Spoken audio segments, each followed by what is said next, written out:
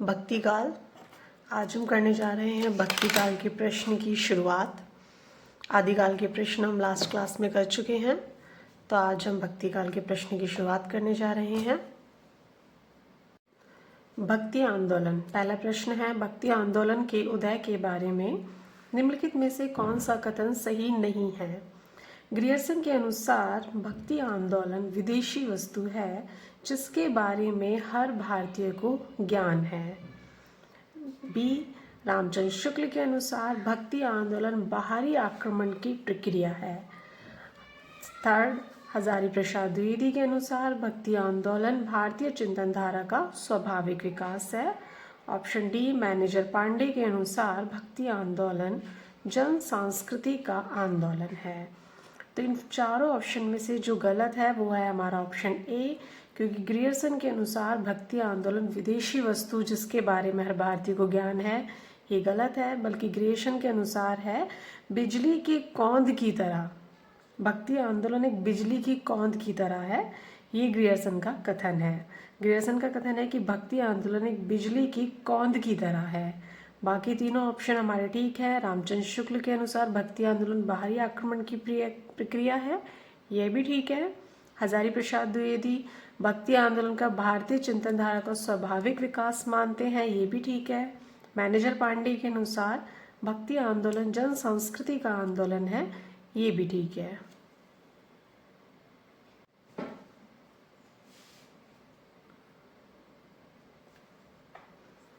Next है हमारा इस प्रश्न की व्याख्या है। अन्य महत्वपूर्ण तथ्य, ईसाई धर्म के कारण उदय। George Grierson, Weber, Bhandarkar, Williams भक्ति आंदोलन के उदय के संदर्भ में विद्वानों की जो मान्यता है, तो अर्ब की देन मानते हैं ताराचंद। अवर्णों की आर्थिक स्थिति में सुधार मानते हैं प्रोफेसर इरफान हबीब। प्रोफेसर इरफान हबीब मानते हैं अवर्णों की आर्थिक स्थिति में सुधार भारतीय चिंतन धारा का स्वाभाविक विकास, तो ये मानते हैं हजारी प्रसाद द्विवेदी। मुस्लिम आक्रमण से पराजित हताश मन, ये मानते हैं आचार्य रामचंद्र शुक्ल। नेक्स्ट है, समग्र भक्तिकालीन काव्य पर कौन सी विशेषता लागू होती है? तो समग्र भक्ति काव्य पर जो लागू होती है वो होती है अहंकार का त्याग। अहंकार का त्याग करा है, तो इस प्रश्न की व्याख्या है आगे हमारी। भक्तिकालीन कवियों ने ब्रह्म प्राप्ति में अहंकार को बाधक माना है, इसीलिए उन्होंने सर्वप्रथम अहंकार के त्याग पर बल दिया। अतः समग्र भक्तिकालीन काव्य पर अहंकार का त्याग की विशेषता लागू होती है, यानी ब्रह्म प्राप्ति में जो अहंकार है वो एक बाधक है, इसीलिए भक्तिकालीन कवियों ने अहंकार के त्याग पर बल दिया है। नेक्स्ट क्वेश्चन है, भक्ति आंदोलन भारतीय चिंतन धारा का स्वाभाविक विकास है, यह कथन किसका है? यानी भक्ति आंदोलन जो है वो भारतीय चिंतन धारा का स्वाभाविक विकास है, ये मानते हैं हमारे आचार्य हजारी प्रसाद द्विवेदी। भक्ति आंदोलन भारतीय चिंतन धारा का स्वाभाविक विकास है, यह कथन आचार्य हजारी प्रसाद द्विवेदी जी का है। नेक्स्ट है क्वेश्चन नंबर 4,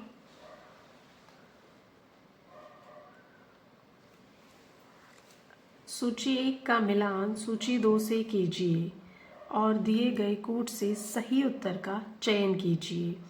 शुद्ध द्वैतवाद, अद्वैतवाद, विशिष्ट द्वैतवाद, द्वैतवाद, वल्लभाचार्य, शंकराचार्य, रामानुजाचार्य, माधवाचार्य।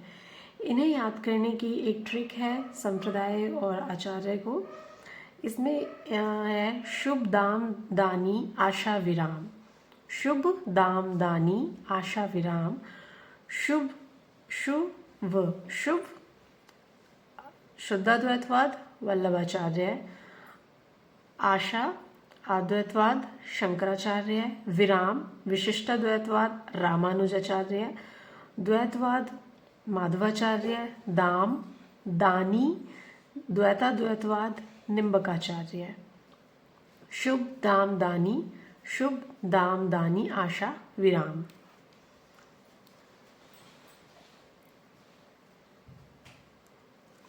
शुद्धाद्वैतवाद वल्लभाचार्य, अद्वैतवाद शंकराचार्य, विशिष्टाद्वैतवाद रामानुजाचार्य, द्वैतवाद माधवाचार्य, द्वैताद्वैतवाद निम्बकाचार्य। नेक्स्ट है द्वैतवाद किस आचार्य द्वारा प्रतिवर्तित संप्रदाय है?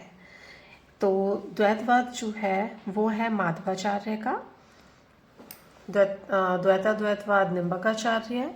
सबकी ट्रिक मैंने भी आपको बताई ही थी। नेक्स्ट है शुद्धाद्वैतवाद दर्शन के प्रवर्तक कौन है? तो शुद्धाद्वैतवाद दर्शन के प्रवर्तक हैं वल्लभाचार्य। शुभ, तो शुद्धाद्वैतवाद के हैं वल्लभाचार्य। आशा विराम, शुभ दाम दानी, आशा विराम, शुभ दाम दानी, आशा विराम। नेक्स्ट है निम्नलिखित को सुमेलित कीजिए तथा नीचे दिए गए कूट द्वारा सही उत्तर का चयन कीजिए। सूची 1, सूची 2। विशिष्टाद्वैतवाद, विशिष्टाद्वैतवाद विराम, तो वी राम, तो विशिष्टाद्वैतवाद रामानुजाचार्य। द्वैतवाद माधवाचार्य, द्वैताद्वैतवाद निम्बकाचार्य, शुद्धाद्वैतवाद विष्णु स्वामी। तो ये हमारा ऑप्शन डी ठीक हो जाएगा यहाँ पर।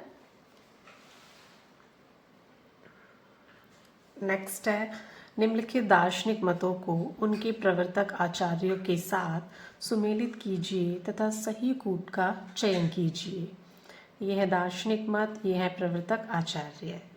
तो विशिष्टाद्वैतवाद विराम रामानुजाचार्य, शुद्धाद्वैतवाद शुभ तो वल्लभाचार्य, अद्वैतवाद आशा तो अद्वैतवाद शंकराचार्य, द्वैताद्वैतवाद दानी निम्बकाचार्य।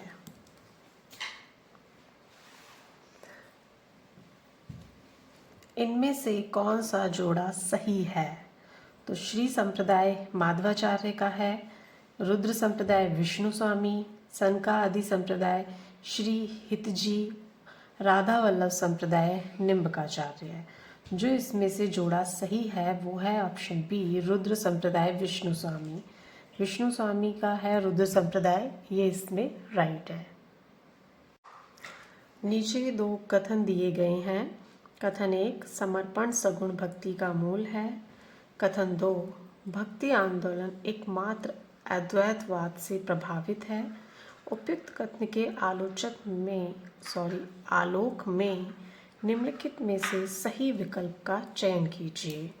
तो इसमें जो है उपयुक्त में से कोई नहीं, आंसर ई ठीक होगा।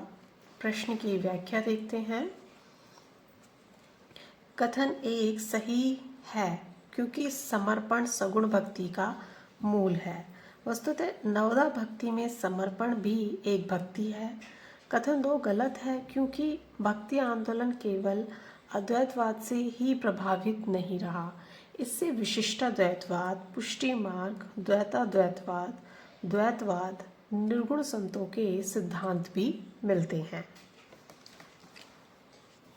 नेक्स्ट है भक्ति की निष्पत्ति श्रद्धा और प्रेम के योग से होती है। यह कथन किनका है?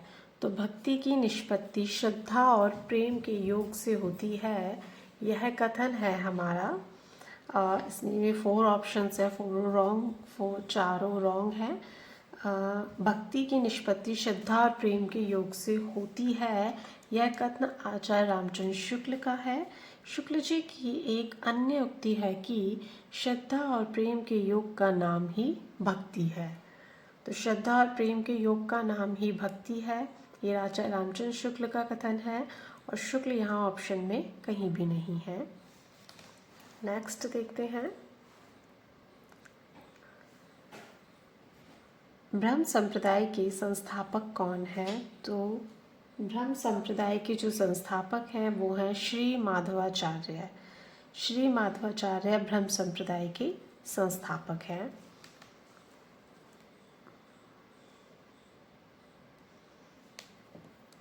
ब्रह्म संप्रदाय द्वैतवाद के संस्थापक श्री माधवाचार्य हैं।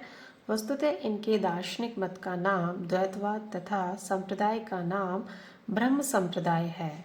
यानी दार्शनिक मत का नाम है माधवाचार्य के द्वैतवाद और इनके संप्रदाय का नाम है ब्रह्म संप्रदाय। द्वैतवाद सिद्धांत में विष्णु और लक्ष्मी उपास्य माने जाते हैं। जो द्वैतवाद सिद्धांत है उसमें विष्णु और लक्ष्मी जी की उपासना की जाती है।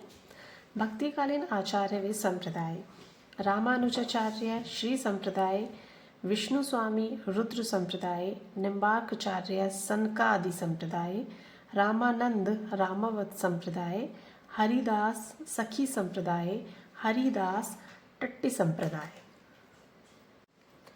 नेक्स्ट है अद्वैतवाद के अनुसार। अद्वैतवाद के अनुसार क्या है? जीव और ब्रह्म एक है, जीव और ब्रह्म अलग अलग हैं, संसार सत्य है, ब्रह्म विशेषण युक्त है। तो अद्वैतवाद के अनुसार है जीव और ब्रह्म एक हैं। अद्वैतवाद के अनुसार जीव और ब्रह्म एक हैं। अद्वैतवाद के मुख्य व्याख्याकार गौड़पाद थे। शंकराचार्य ने इसे जगत व्यापी बना दिया। अद्वैतवाद के अनुसार जीव और ब्रह्म में तात्विक भेद नहीं है। यानी अद्वैतवाद के अनुसार क्या है?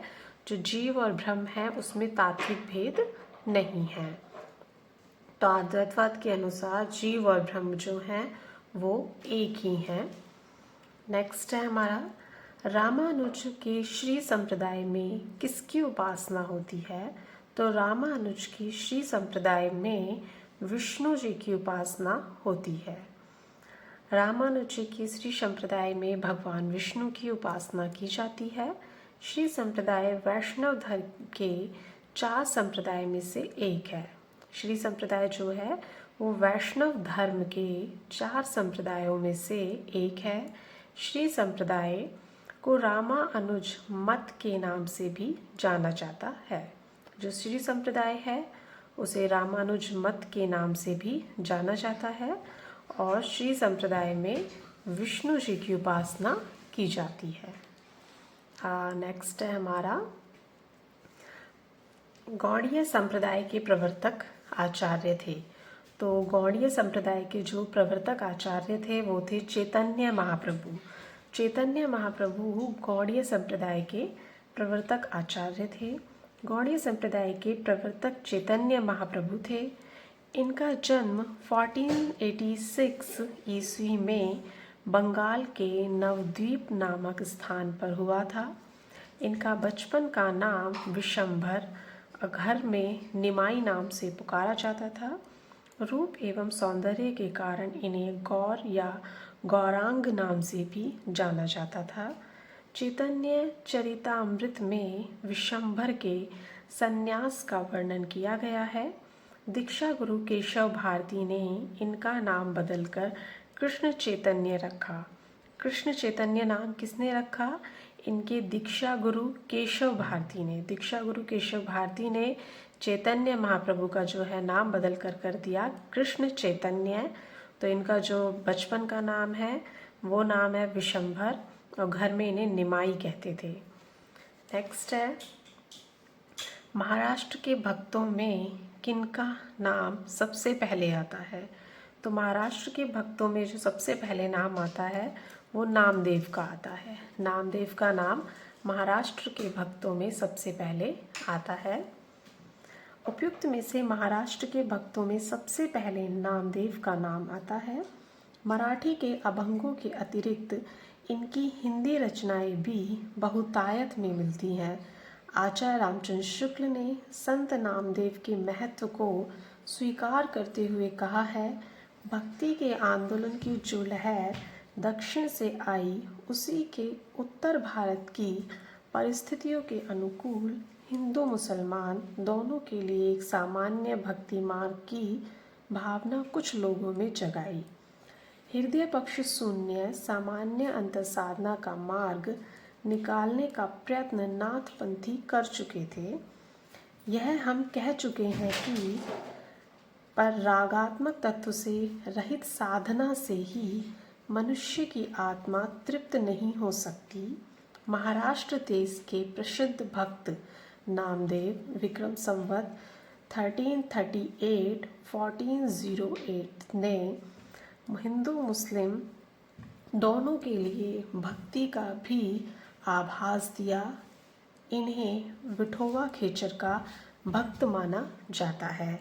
जो नामदेव है इन्हें विठोबा खेचर का भक्त माना जाता है। नेक्स्ट है नामदेव का संबंध किस प्रदेश से है। तो नामदेव का संबंध जो है वो हमारा महाराष्ट्र प्रदेश से है। नामदेव महाराष्ट्र के रहने वाले थे। विठोबा का भक्त किसे माना जाता है। तो विठोबा खेचर का भक्त जो माना जाता है वो नामदेव जी को माना जाता है, विठोबा खेचर का भक्त। नेक्स्ट है 19, तमिल भाषा में किस महाकवि ने रामायण की रचना की। तो तमिल भाषा में जो रामायण की रचना की है वो कंब कवि ने की है। कंब कवि ने रामायण की रचना तमिल भाषा में की है। तमिल भाषा में रामायण की रचना कंबन या तो कंब नाम होता है कहीं कहीं और कहीं कहीं कंबन ने की है, जबकि बंगला भाषा में कीर्तिवास ओझा ने की है। यानी रामायण की रचना तमिल भाषा में की है कंब कवि ने और कीर्तिवास ओझा ने की है बंगला भाषा में। नेक्स्ट है निम्नलिखित को कालक्रम के अनुसार व्यवस्थित करें। यानी इनको कालक्रम के अनुसार व्यवस्थित करना है। इसमें ये कोई भी ऑप्शन ठीक नहीं है, तो इसलिए हम इस प्रश्न की व्याख्या देखते हैं। प्रश्न की व्याख्या है कि उपयुक्त कवियों का क्रम है सूरदास 1478 ईस्वी, बच्चन सिंह व डॉक्टर भगीरथ मिश्र के अनुसार, स्वामी हरिदास बच्चन सिंह 1512 ईस्वी तथा अन्य विद्वान 1478 ईस्वी मानते हैं। मीराबाई डॉक्टर कुसुम राय 1504 ईस्वी, बच्चन सिंह व डॉक्टर भगीरथी मिश्र मानते हैं 1498 ईस्वी। रसखान बच्चन सिंह 16वीं शताब्दी का उत्तरार्ध मानते हैं।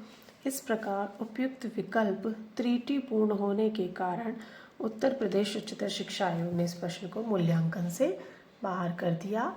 अब नेक्स्ट देखते हैं भक्ति काल की समय सीमा क्या है। तो भक्ति काल की जो हमारी समय सीमा है, यहाँ पे समय सीमा भक्ति काल की गलत दे रखी है।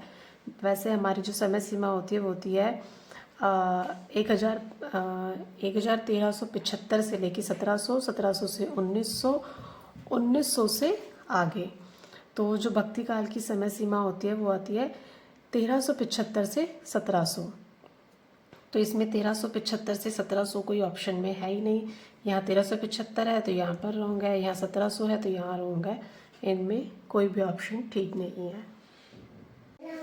हिंदी साहित्य में भक्ति काल का समय विक्रम संवत 1375 से विक्रम संवत 1700 तक माना जाता है।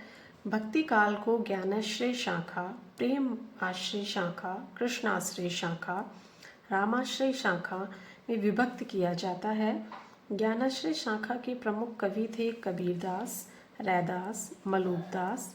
प्रेमाश्रय शाखा के प्रमुख कवि थे मलिक मोहम्मद जायसी। कृष्णाश्रय शाखा के प्रमुख कवि थे सूरदास, नंददास, कृष्णदास, परमानंद दास, कुंबन दास, गोस्वामी, मीराबाई, नरोत्तम दास, रहीम, रसखान। रामाश्रय शाखा के प्रमुख कवि गोस्वामी तुलसीदास थे। नेक्स्ट है भक्ति काल की समय सीमा क्या मानी जाती है। तो भक्ति काल की समय सीमा मानी जाती है ऑप्शन बी विक्रम संवत 1375 से लेके 1700 तक के भक्ति काल की समय सीमा है। नेक्स्ट है विक्रम संवत 1375 से 1700 तक के साहित्य में कौन सी भावधारा परिलक्षित होती है। तो ये जो समय सीमा है ये है भक्ति काल की। तो ऑप्शन डी यहाँ पर ठीक हो जाएगा कि ये भक्ति काल की समय सीमा है। नेक्स्ट है इनमें से अकबरी दरबार के नवरत्नों में शामिल थे। यानी अकबरी दरबार के जो नवरत्न में शामिल थे वो थे रहीम। रहीम अकबरी दरबार के नवरत्न में शामिल थे। यहाँ पे हम देखेंगे अकबर के नवरत्न। उपयुक्त में से रहीम मुगल सम्राट अकबर के दरबारी नवरत्न में शामिल थे। तो नवरत्न में जो पहले हैं वो हैं मुल्ला दो प्याज़ा, अबुल फजल, फैज़ी, तानसेन, बीरबल, टोडरमल, राजा मान सिंह, अब्दुल रहीम खाने खाना, हकीम हुकाम। ये हैं अकबर के नवरत्न। पहले हैं मुल्ला दो प्याज़ा, दूसरे हैं अबुल फजल, तीसरे हैं फैज़ी, चौथे हैं तानसेन, बीरबल, टोडरमल, राजा मान सिंह, अब्दुल रहीम खाने खाना, हकीम हुकाम।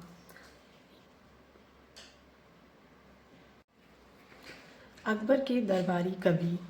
रहीम, बरवे नाई का भेद, नगर शोभा, मदनाष्टक, खेट कूतकम, दोहावली अथवा सस्सई।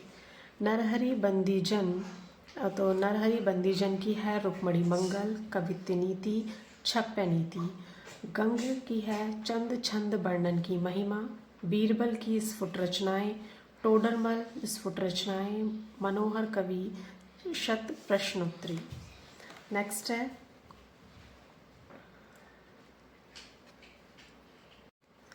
रहीम किसके दरबार में कवि थे। तो रहीम जो थे वो हमारे थे अकबर के दरबार में।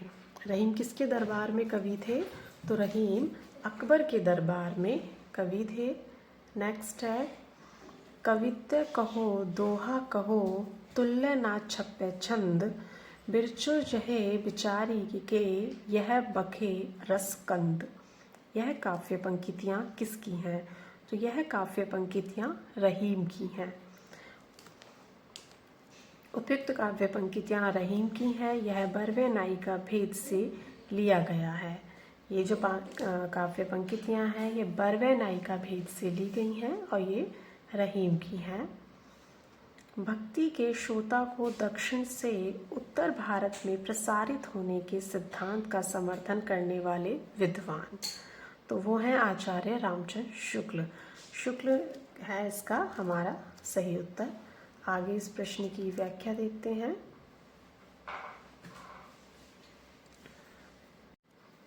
आचार्य रामचंद्र शुक्ल के अनुसार भक्ति का जो श्रोता दक्षिण की ओर से धीरे धीरे उत्तर भारत की ओर पहले से ही आ रहा था, उसे राजनीतिक परिवर्तन के कारण शून्य पड़ती हुई जनता के हृदय क्षेत्र में फैलने के लिए पूरा स्थान मिला।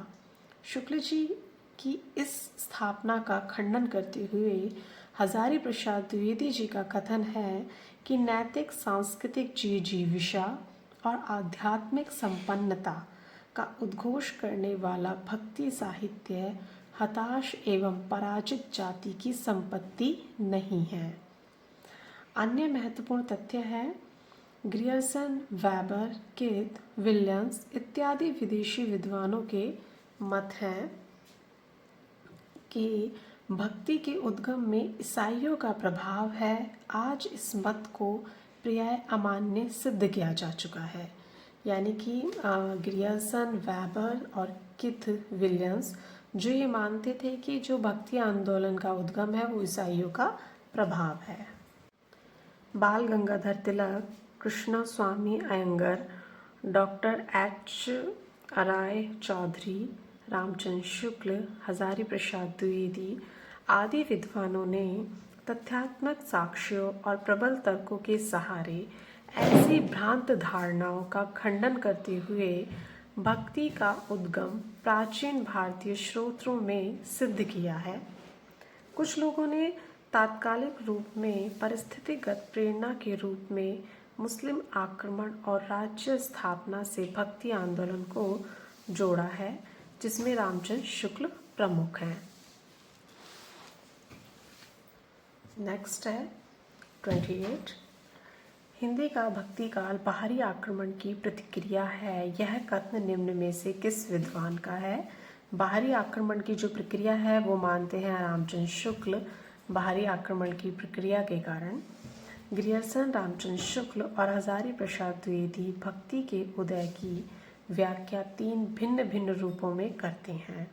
ग्रियर्सन के लिए वह एक बाह्य प्रभाव है, रामचंद्र शुक्ल के लिए वह बाहरी आक्रमण की प्रतिक्रिया है और हजारी प्रसाद द्विवेदी उसे महज भारतीय परंपरा का अपना स्वतः स्फूर्त विकास मानते हैं। ये क्रमशः विदेशी, देशी और लोक पक्ष को महत्व देने की अलग अलग परिणतियाँ हैं। तीनों ही अलग अलग मानते हैं कि भक्ति आंदोलन का जो उदय हुआ इसके अलग अलग कारण हैं। रामानुजाचार्य ने किस दर्शन का प्रतिपादन किया है? तो रामानुजाचार्य ने विशिष्टाद्वैतवाद दर्शन का प्रतिपादन किया है। आगे इस प्रश्न की हम व्याख्या देखते हैं। विशिष्टाद्वैतवाद संप्रदाय के प्रवर्तक रामानुजाचार्य हैं। इनका मत है कि ईश्वर ब्रह्म स्वतंत्र तत्व है, परंतु जीव भी सत्य है, मिथ्या नहीं है। यानी ये मानते हैं कि जीव जो है वो भी सत्य है, मिथ्या नहीं है। ये जीव ईश्वर के साथ संबंध है, उसका यह संबंध भी अज्ञान के कारण नहीं है, वह वास्तविक है। मोक्ष होने पर भी जीव की स्वतंत्र सत्ता रहती है। भौतिक जगत और जीव अलग अलग रूप से सत्य है, परंतु ईश्वर की सत्यता इनकी सत्यता से विलक्षण है। ब्रह्म पूर्ण है, जगत जड़ है, जीव अज्ञान और दुख से घिरा है। ये तीनों मिलकर एकाकार हो जाते हैं। जीव अज्ञान और दुख से घिरा है और ये तीनों मिलकर ब्रह्म पूर्ण है, जगत जड़ है और जीव अज्ञान, ये तीनों मिलकर एकाकार हो जाते हैं, क्योंकि जगत और जीव ब्रह्म के शरीर हैं और ब्रह्म इनकी आत्मा तथा नियंत्रता है। ब्रह्म से पृथक इनका अस्तित्व नहीं है। ये ब्रह्म की सेवा के लिए ही है। नेक्स्ट है हमारा, विशिष्टाद्वैतवाद के प्रतिपादक कौन है? तो विशिष्टाद्वैतवाद के जो प्रतिपादक हैं, इसके प्रतिपादक हैं हमारे रामानुजाचार्य। विशिष्टाद्वैतवाद के प्रतिपादक। दक्षिण के अलवार संत किस शाखा से संबंधित माने जाते हैं? दक्षिण के अलवार संत जो हैं वो किस शाखा से माने जाते हैं? तो इसमें कोई भी ऑप्शन ठीक नहीं है।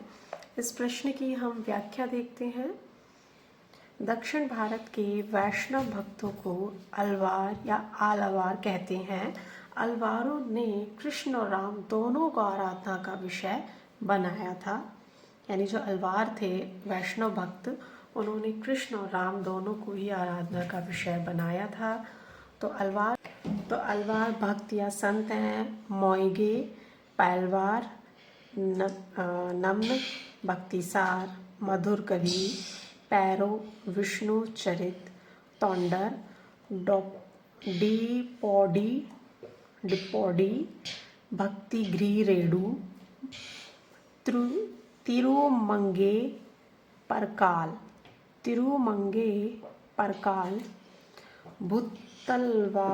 भुत्तलवार, नम्मलवार, षटकोपाचार्य, कुलशेखर, आंडाल गोदा, त्रुपन्न, भोगीवाहन। अलवार संतों की कुल संख्या 12 है, जिनके भक्ति पदों का संग्रह नाल्यार दिव्य प्रबंधम के नाम से जाना जाता है। अलवार संतों की जो कुल संख्या है वो 12 है और उनके भक्ति पदों का जो संग्रह है वो नाल्यार दिव्य प्रबंधम के नाम से जाना जाता है। नेक्स्ट है हमारा, आलवार भक्तों की संख्या कितनी मानी गई है? तो आलवार भक्तों की संख्या 12 मानी गई है। आगे हम इसकी व्याख्या देखते हैं। आलवार संतों की संख्या है 12। वैष्णव भक्ति के विकास क्रम में राम भक्ति सर्वप्रथम दक्षिण भारत के आलवार संतों की वाणी के माध्यम से प्रस्फुटित हुई और तदोपरांत उत्तरी भारत में उसका विकास हुआ। ये आलवार संख्या में 12 थे।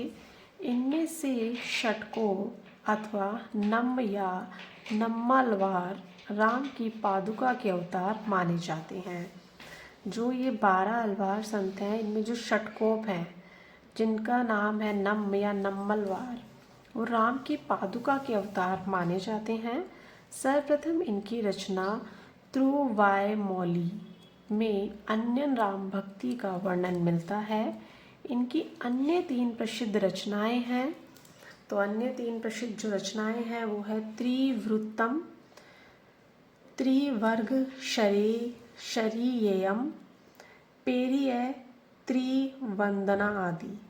पहचान सकते हैं, अगर ऑप्शन आया तो सब में त्रु त्रु त्रु। अन्य महत्वपूर्ण तथ्य है, 7वें अलवार केरल के चेरवंशी राजा कुलशेखर भी अन्य राम भक्त थे। पेरुमाल त्रुभोवी में इनके राम भक्ति विषयक सरस गीत संकलित हैं। श्री संप्रदाय के प्रथम आचार्य रंगनाथ मुनि 824 से 924 ईस्वी ने अलवार संतों के लोक प्रचलित पदों को नालियार दिव्य प्रबंधम शीर्षक से 4 भागों में संकलित किया। नाथ मुनि के परवर्ती श्री संप्रदाय के पुंडरीकाक्ष, राम मिश्र, रामानुजाचार्य आदि आचार्यों ने भी अपनी वाणी के द्वारा राम भक्ति को अधिकाधिक पल्लवित किया है। नेक्स्ट है, रामानुजाचार्य शेषनाग अथवा लक्ष्मण के अवतार माने जाते हैं। रामानुजाचार्य जो हैं वो शेषनाग अथवा लक्ष्मण के अवतार माने जाते हैं। ब्रह्म संप्रदाय की भक्ति परंपरा में माधवाचार्य का स्थान महत्वपूर्ण है। ब्रह्म संप्रदाय की भक्ति परंपरा में माधवाचार्य का स्थान महत्वपूर्ण है। उत्तरी भारत में राम भक्ति का प्रवर्तन आचार्य रामानुजाचार्य की परंपरा में राघवानंद द्वारा प्रारंभ हुआ और उनके शिष्य रामानंद ने उसे युग अनुकूल भावभूमि प्रदान की। यानी उत्तरी भारत में जो भक्ति का प्रवर्तन हुआ वो आचार्य रामानुजाचार्य की परंपरा में राघवानंद द्वारा प्रारंभ हुआ और उनके शिष्य रामानंद ने उसे युग अनुकूल भावभूमि प्रदान की। आचार्य रामानंद ने ही सर्वप्रथम संकुचित रूढ़ियों में आबद्ध और बाह्य आक्रमणों से संत्रस्त समसामयिक हिंदू समाज को राम भक्ति का अभेद कवच प्रदान किया। आचार्य रामानंद ने ही सर्वप्रथम संकुचित रूढ़ियों में आबद्ध और बाह्य आक्रमणों से संत्रस्त समसामयिक हिंदू समाज को राम भक्ति का अभेद कवच प्रदान किया। भक्ति को ऊंच नीच एवं बाह्य आडंबरों से मुक्त करने का श्रेय भी आचार्य रामानंद को ही प्राप्त है। मदनाष्टक रहीमदास की रचना है। मदनाष्टक किसकी रचना है? रहीमदास की। आलवार भक्त किसको कहा जाता है? तो आलवार भक्त कहा जाता है वैष्णवों को। वैष्णवों को क्या कहा जाता है? वैष्णवों को आलवार भक्त कहा जाता है। आलवार वैष्णवों की संख्या कितनी है? तो आलवार वैष्णवों की संख्या जो है वो है 12। नेक्स्ट है, मदना अष्टक इनमें से किसकी रचना है? तो मदना अष्टक जो है वो रहीमदास की रचना है। रहीमदास की रचना है मदना अष्टक। रामानंद की शिष्य परंपरा में आते हैं, तो रामानंद की जो शिष्य परंपरा है उसमें आते हैं रामानुजाचार्य। रामानंद की शिष्य परंपरा में आते हैं रामानुजाचार्य। भक्ति का प्रारंभ कहाँ से हुआ था? तो भक्ति का जो प्रारंभ हुआ था वो हुआ था दक्षिण भारत से। भक्ति का प्रारंभ दक्षिण भारत से हुआ था। नेक्स्ट है, आरती कीजिए हनुमान लला की रचयिता कौन है? आरती कीजिए हनुमान लला की रचयिता है रामानंद। हनुमान जी की आरती कीजिए हनुमान लला की स्वामी रामानंद द्वारा रचित अवधि की राम कथा परक कविता है। वे अवधि में राम कथा के प्रणयन के सूत्रधार थे। यानी हनुमान जी की जो आरती है, आरती कीजिए हनुमान लला की, वो रामानंद की अवधि की राम कथा की एक कविता है। नेक्स्ट है, रामानंद ने किस पुस्तक में अपनी पूरी गुरु परंपरा का उल्लेख किया है? तो रामानंद ने जो अपनी गुरु परंपरा का जो उल्लेख किया है वो क्या है? रामार्चन पद्धति में। रामार्चन पद्धति में अपनी पूरी गुरु परंपरा का उल्लेख किया है। श्री रामार्चन पद्धति में रामानंद जी ने अपनी पूरी गुरु परंपरा दी है।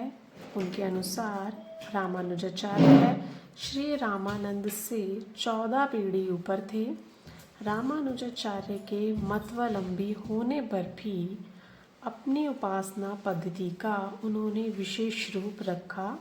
उन्होंने उपासना के लिए बैकुंठ के विष्णु का स्वरूप न लेकर लोक में लीला विस्तार करने वाले उनके अवतार राम का आश्रय लिया।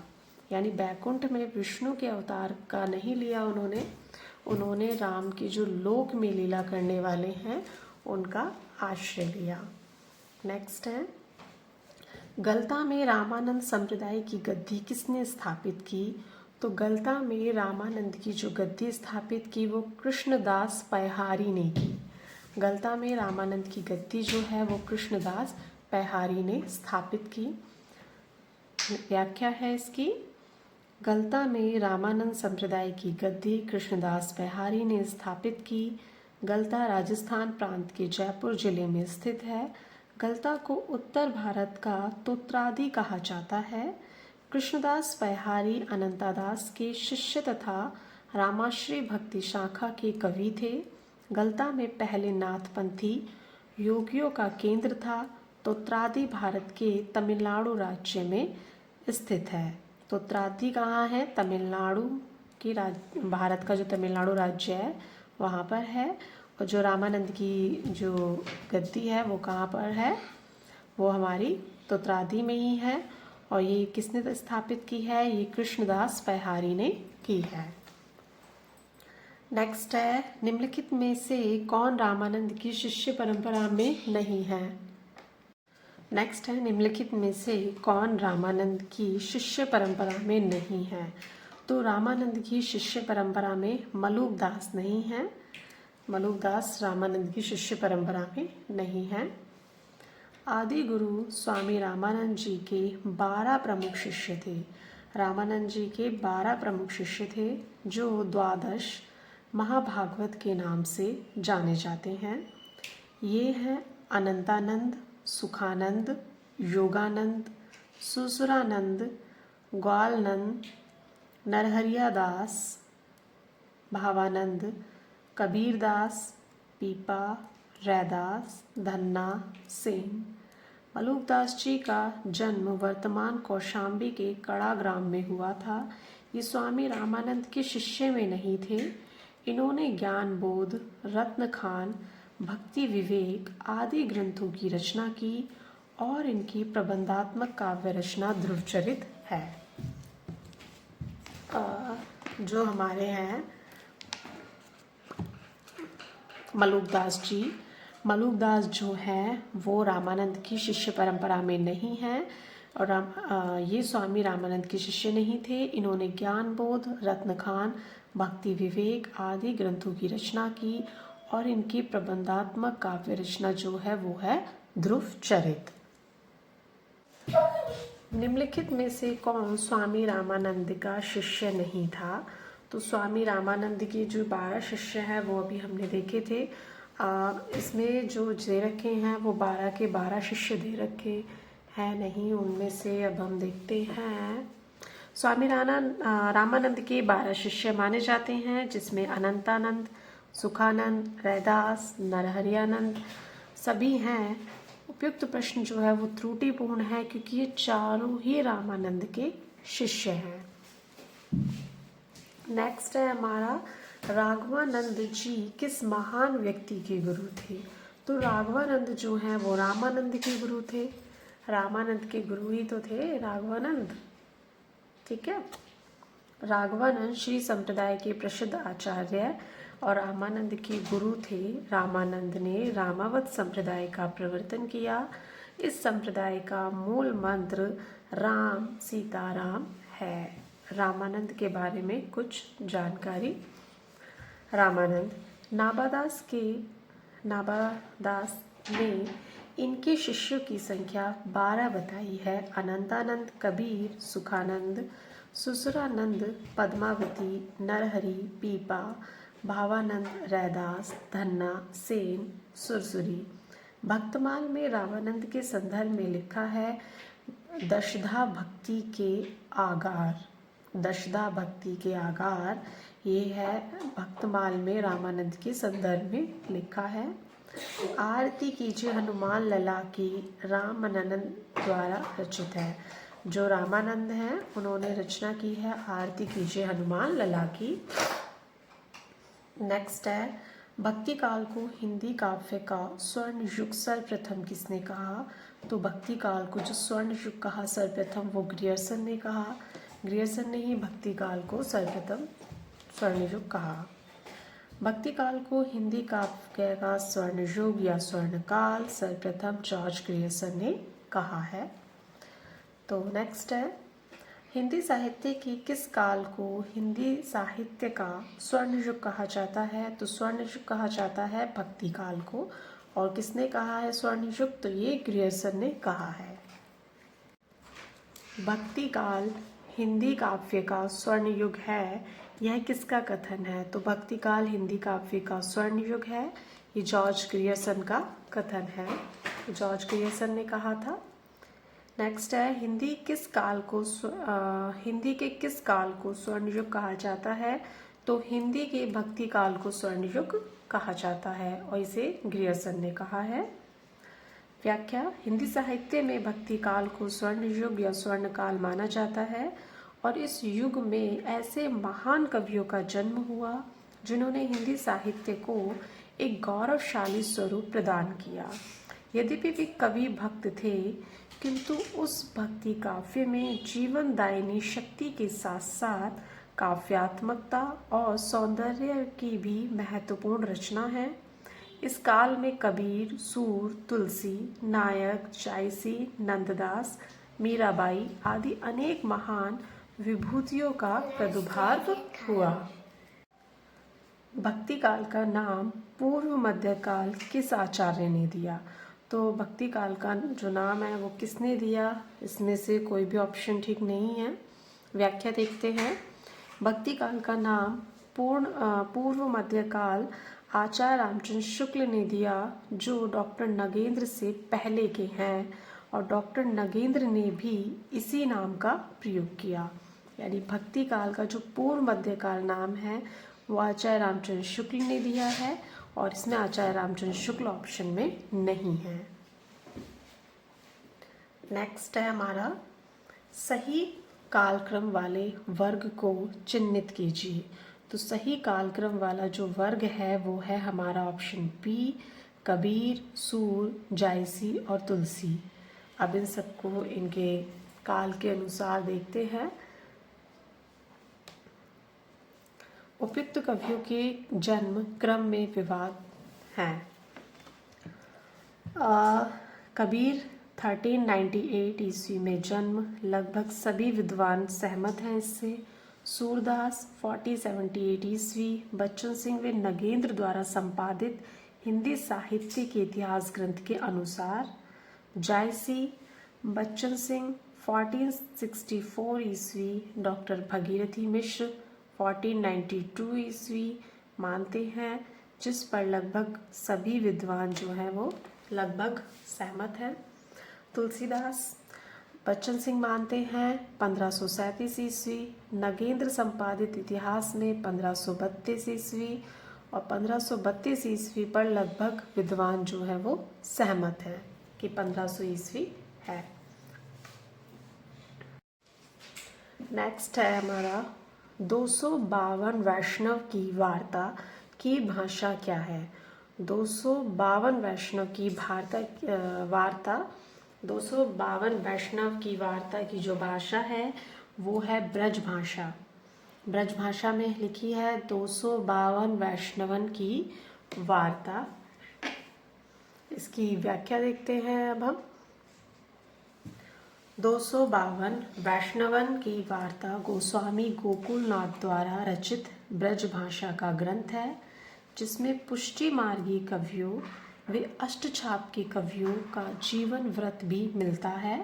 वस्तुतः गोकुलनाथ विट्ठलनाथ के पुत्र या वल्लभाचार्य के पौत्र थे। इन्होंने 84 वैष्णव की वार्ता नाम से एक अन्य ग्रंथ भी लिखा है। 84 वैष्णव की वार्ता में महाप्रभु वल्लभाचार्य के शिष्यों का और 252 वैष्णव की वार्ता में विट्ठलनाथ के शिष्यों का वर्णन है। 84 वैष्णव की वार्ता में वल्लभाचार्य के शिष्यों का और 252 वैष्णवन की वार्ता में विट्ठलनाथ के शिष्यों का वर्णन है। एक मान्यता के अनुसार इन सभी वार्ता साहित्यों का संकलन व संपादन हरि राय जी ने किया है। जी सभी वार्ता और साहित्य है, इनका संकलन और संपादन हरि राय जी ने किया है। तो आज यहाँ पर हमारे भक्तिकाल के 50 क्वेश्चन कंप्लीट होते हैं। इससे आगे के क्वेश्चन हम नेक्स्ट क्लास में कंटिन्यू करेंगे।